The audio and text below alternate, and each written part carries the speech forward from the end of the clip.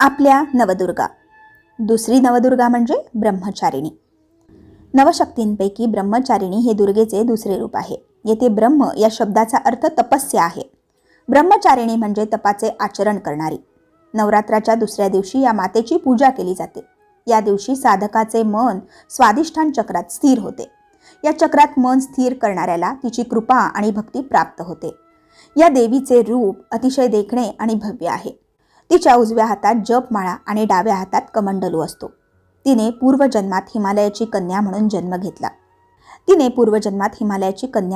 घेतला. त्यावेळी नारद मुनीने तिला भगवान शंकर पती म्हणून मिळावा यासाठी कठोर तपस्या करायला सांगितली होती.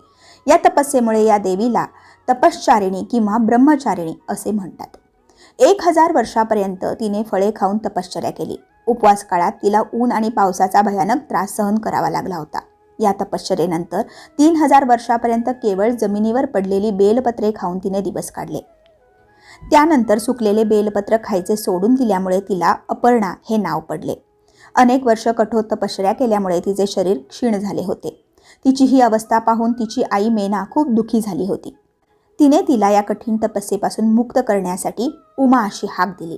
तेव्हापासून देवी ब्रह्मचारिणीच्या पूर्वजन्माचे उमा हे एक नाव पडले. तिची ही तपस्या पाहून त्रिलोकात हाहाकार उडाला.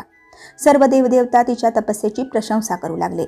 शेवटी ब्रह्मदेवाने तिला आकाशवाणीद्वारे संबोधित करून सांगितले की हे देवी, आजपर्यंत इतकी कठोर तपश्चर्या कुणीही केली नाही.